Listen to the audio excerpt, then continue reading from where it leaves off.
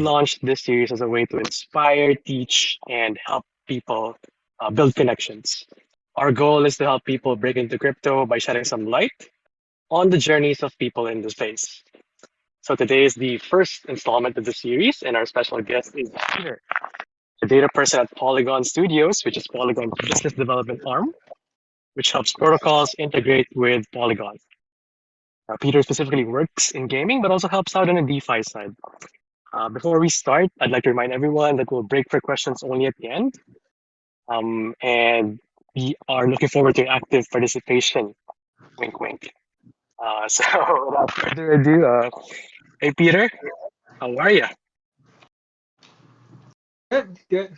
I'm very happy to be here. Thanks for bringing me here. I think it's really interesting to share a lot of things about what's happening in the Web3 space and how people get in.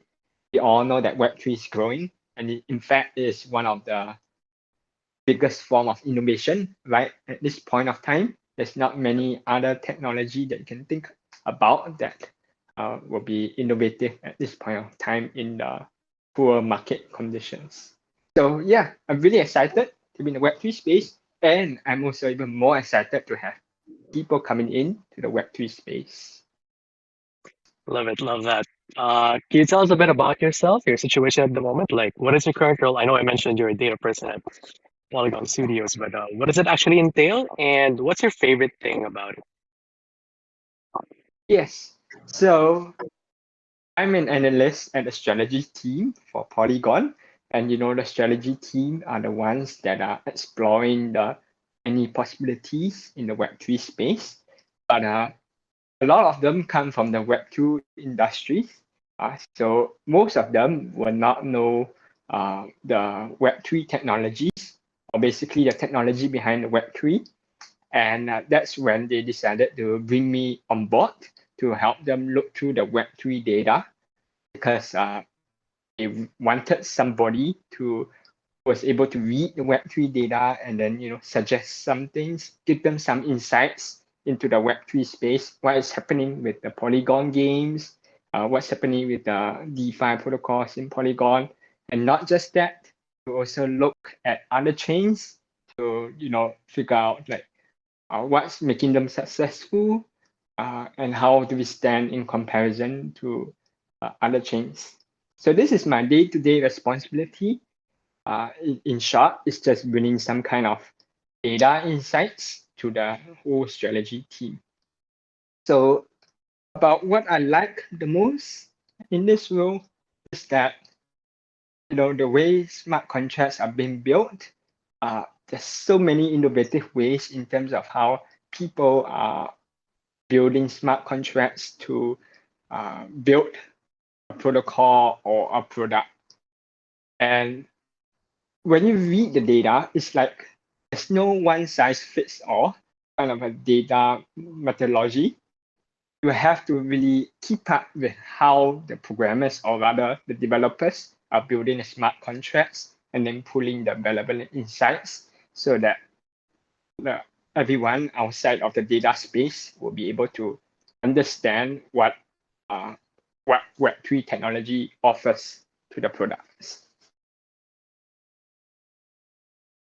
Love that. So kind of sounds exciting, right? Because there are a lot of like protocols upcoming, new smart contracts, and your job is to basically look into these structures and surface some data to make the whole strategy team more data informed and smarter, right? So you mentioned earlier that you had some people from the Web2 space in your team as well, who are maybe not so familiar with Web3. So I'm curious, like, what were you doing before you went into the space like full time? Yes, so I was from a traditional company as well. I was from a ride-hailing company equivalent to Uber in America. So what I was doing there was I was also involved in data. I was involved in building dashboards and monitoring the business performance for my company and comparing the market performance. So that was what I did. And I would say that experience really helped me out in the role that I'm doing today, because it all consists of presenting the data and surfacing the data to the stakeholders around you. Right. So you already had like a data background before coming in as a full-time data professional in this space. So now we got that side of the piece taken care of, like in terms of like how you got into data. But how did you get involved in Web3 in the first place? Like, do you have some favorite protocols that you dug into first, or just to shed some light on how you put together data in Web3 together? Yeah, I actually got involved in crypto really early, like sometime in 2017. But from 2017 all the way till late 2021, I was a very active consumer. I wasn't an active creator. So I was like really consuming content, but I wasn't generating content. And I was also heavily involved in investing. So as an amateur investor, kind of put in some money, and of course I got burned. And naturally, I was like really tired of investing. I felt that there was something that I could do in this Web3 space other than just throwing money. So my friend came along and shared me a link to Dune Analytics Learn to Earn program. It's a program where they select 30 people to learn more about the Dune analytics and the Web3 data. And then along the way, they will actually get paid for learning. So I was one of the lucky 30 participants involved. And so I completed the program and I took home like about more than 1K USD. And what I did was I spent that 1K USD on some gaming projects, one of which is Crypto Raiders. And I decided to continue building data dashboards just to develop my data skills. So when I built a dashboard for this Crypto Raiders game, I wasn't expecting much from them because there were many times when I tried to build something, but I didn't get a reaction. But for some reason, I happen to be the only analyst in the Web3 gaming space. So they were really happy to see uh, a lot of graphs, and I eventually compiled those graphs into a dashboard for the Crypto Raiders game. So that was how I got dragged into creating value for the Web3 space, which is basically building dashboards. And these dashboards offered transparency to the community as well as help the game teams uh, to understand what's happening in the game, as well as figure out how, as well as use that as some kind of marketing materials for their games. So that's how I got into crypto space and how I got into a Web3 job. But I think I would like to talk a bit more about how I got there into full time. So do you want me to continue on that? Yeah, please go ahead. Picking up steam right there, like a lot of good insights already. So please. Sure. So yeah. So after I started building uh my dashboard, I was like really I started looking for a job. I mean, the one at Crypto Raiders wasn't really a full-time job, but I just wanted to dedicate more of my time to the Web3 space. So it was a very fun space. I mean, as you can see here in the next slide, it was a really fun time. I spent like about 3.5 months looking for a job. And I can tell you that it was a really fun experience in the sense that Web3 offers a lot of things that Web2 doesn't. So you can see here that when I sign up for some kind of interviews, they ask me to give my portfolio, or they ask for some kind of proof of work that I knew the Web3 space. And in fact, one of them asked me to create a dashboard for another game that they had invested in. So of course, these took a lot of time. Naturally, interview homework assignments take up a lot of time. But I realized one thing, and that thing was that a lot of these homework in the Web3 space can be reused. It can be stored as a portfolio for your future job applications. So to me, that job hunt wasn't that tiring. It was more, it's pretty fun because I'm like basically killing two birds with one stone uh, with the with the kind of Web3 space that they off. Sorry, I was killing two birds with one stone because of what Web3 offered to all of us. Yeah. So yeah, I think I should mention that I spent a lot of time DMing a lot of people for jobs, and yeah, most of them didn't get back to me. But what I can tell you is that most of them did say that they were impressed with my portfolio, even though some of them didn't return to me the interview. So yeah, yeah, where was I? Yes, so DMing, I think what I want to say is that in this Web3 space, in the job hunt, it's a great opportunity to be very proactive rather than reactive because a, a lot of people in the Web3 space don't know what they don't know. So, and I say this because the current role that I'm in Polygon wasn't even on a job, wasn't even on a careers page. It just so happened when I went to this venture capital company for an interview, and they rejected me, but they recommended me to Ryan, who is the CEO of Polygon Studios. And yeah, he opened up a position for me because he felt that it was important for Polygon Studios to understand through Web3 data what the protocols on Polygon chain are doing. So yeah, my point is here is that this Web3 job hunt is very unique. It's not going to be like a traditional Web2 job hunt. There are a lot of things that you can do to help uh, to, to help yourself to get that Web3 job. Yeah, like super love hearing all of that. Like what I heard was like a lot of building, right? You built your skills with the Dune Learn to Earn program. You built dashboards, you built content, you shared with a lot of people, and then you also built a network, right? The DMs uh, were hit or miss, but you eventually got an interview. You might have gotten rejected, but you got a referral to the CEO who actually made uh, a position for you that wasn't available. I didn't know that. That's awesome.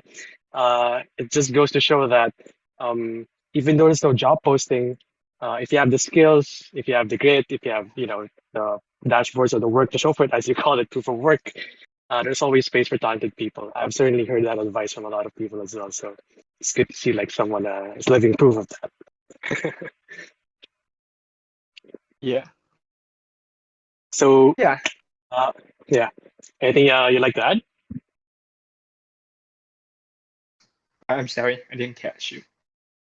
Oh, I was just asking anything you'd like to add, but I think we've heard like a lot of advice on what to do, right? You mentioned build your skills. You mentioned the network to, shoot your shot, right? But do you have any top don'ts that people should take note of when they start looking for jobs in this space? Yeah, I think all the don'ts are already here in this slide. Perhaps, yeah. But I would say that in general, don't be too reactive or don't have too many expectations uh, with what with what you expect from the job applications. I had a lot of failures. I wasn't expecting much because I knew that there were a lot of opportunities out there. I mean, in fact, I really wanted to join this venture capital, but eventually there was a new opportunity that came out, and I think that opportunity was better suited for me. So yeah, number one is don't expect too much. Number two is don't be too reactive. Don't There's no need to wait for job openings to apply before you apply. And more importantly is that we all know Web3 space is like really an uncertain space. I've heard of people who are really interested in learning SQL for the Web3 space, but they dropped that idea once everything became a bear market. So my point is, don't get too obsessed with the market trends. I think Web3 data skills will still be around. They'll be here to stay, and people will be able to. There is still demand for those Web3 data skills in general. Cool. I think we can get in some Q&A right now. So some interesting questions in the chat. First is for those who are not or don't have a data background, would like to enter in the same route as you. What would you suggest they should learn? Like what topics or skills should they pick up?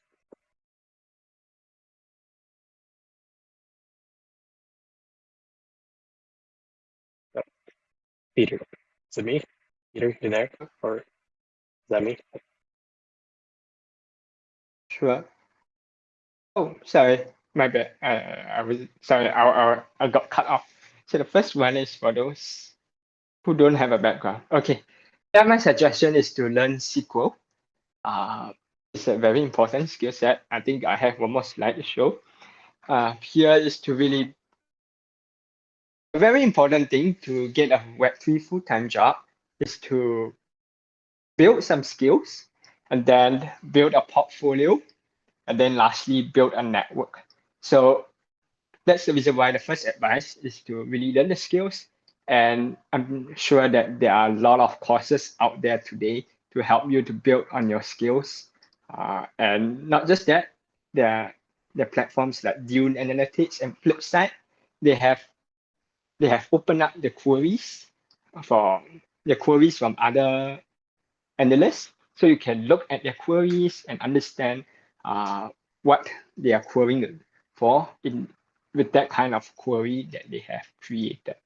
So I think one thing to note about this is that when I'm reading other analysts' work, I've been changing my queries to optimize for the data space because it takes a long time to query. And like so far, about 90% of my queries have changed because of what I've learned from the other analyst queries. So here it's really important to really build your skills so that you have something valuable to offer. Good, Yeah. sounds great. I guess related to that, got here a long one. For PhD research in Web2, right? You need like SQL, Excel, Power BI, and Python and R if you want to be a data engineer. But for Web3, you can use things like Flipside or Dune to be a decent Web3 analyst. Do you think purely SQL and a good blockchain analytical skills good enough to land an entry-level Web3 job? Yes. Okay. Yes and no. Yes, in a sense that you show that you're valuable, but no, in a sense that you should also build a portfolio where people can see. Because it's one thing to be able to claim that you're able to do something, but it's another thing when you're able to show evidence that you are able to do this particular. It's another thing to show that you have this skill set to do what they're looking for. So that's the reason why I said build portfolio as well over here. Yeah, portfolio is important for sure. It's another question. Do you think the space is saturated as far as the amount of analysts? And follow up to that, you get to use even R or Python. Okay, yeah, this is a very good question. I mean, this was a question that I was really thinking about after I graduated from the Dune Analytics program. I was like thinking, man, so many DeFi analysts, how am I going to stand out from them? But as I was reading through, I just realized that there's a lack of analysts in the gaming space. I mean, most of the gaming dashboards were just basically NFT sales volume, but that wasn't it wasn't comprehensive enough to talk more about the games, about what the games could offer.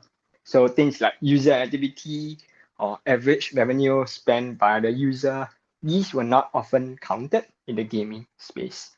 So from there, I was like wondering, okay, I think there are not that many analysts in the gaming space. And then I jump into that, and yeah, and then if you look back, I'm like, I would say that I'm more well known for the gaming analytics as compared to DeFi analytics. And if you think about gaming analysts, there are not many out there. So in general, it's not a saturated space because there's so many protocols out there that are pretty innovative. It doesn't have to be gaming. There's even entertainment as well. Uh, these will, like I mentioned earlier, because they have different way of setting up contracts. It will require different expertise and different kinds of curiosity from the analysts. So I would say that this is not going to be a saturated space. There's still a lot of demand for analysts who knows how to query for Web3 data. Hey, I'm sorry, I forgot the second point. What was the second part of the question? Oh, do you get to use R or Python at all in your job? Yes, I use Python. I use Tableau as well. A lot of my fellow analysts use Python. They they don't just make use of Dune analytics, they also make use of subgraphs, which are basically a GraphQL language of querying for Web3 data. So there are a lot of tools in which you can explore. The only problem is that a lot of these tools require some a reliable data infrastructure for you to be able to clean the data. So that's why I tend to prefer Dune Analytics and Flipside Crypto because they do a good job of cleaning up the data and putting up all the labels for data analysts to use. Yeah, shout out to Flipside and Dune. Yeah, definitely seconding the point also on as more protocols launch or keep launching every week or so, each one of them is so different that you have to remaster what you learned as an analyst when you apply it from one protocol to another, like because they behave in different ways, they emit events in different ways. So definitely, as more protocols emerge, more analysts are needed. This one's another good question here. You mentioned in your slide, build a network, but how do you approach people in such a way that's not intrusive? Um, I, for one, from personal experience, I do also have a lot of anxieties approaching people that I've never talked to before. So, yeah, any advice for us anxious folks? Yeah, so I think approaching people is one thing, but yeah, I'm not sure what's a good way of answering that. But this is where practice comes in. And this is what I mean by I get a lot of rejections too, but all these rejections are a way for you to learn what are the things that you could improve. So of course, as there were more interviews, the more interviews I went through, the more confident I was. And eventually that came to the point where I had a meeting with my current employers, and I think I was a lot more confident than when I was back in 3 months. So this is what I mean by don't expect too much, otherwise you'll be too anxious. And just treat it as a game and practice, and you'll be on good hands to do that. Thanks. Good advice. Like, I guess the worst thing they can do is say no, right? It's no harm in trying. Gotta shoot your shot. Uh, Another good question here, and related to one another. Like, what does a what does a good portfolio look like? Like, how many dashboards did you build, or is it based on the number of dashboards you build? Um, should I make like a certain number first before I start applying, or should I specialize? What's your advice on portfolio building? Yeah, you should make a number of dashboards as a form of practice. But after that, you should start specializing. Uh, I think a good dashboard will be the one that will give lots of good insights. It's something that probably other analysts are not able to present. So like for instance, my gaming dashboard included user count, the user activity or average revenue per user. But if you look at other gaming dashboards, they only include NFT sales volume. So if you are able to add that kind of level of insight that other analysts are not able to generate, then I think that's already a good dashboard. So I would say that quantity is important for practice, but quality is important if you want to stand out. Love that, short and sweet. Quantity for practice, quality for standing out.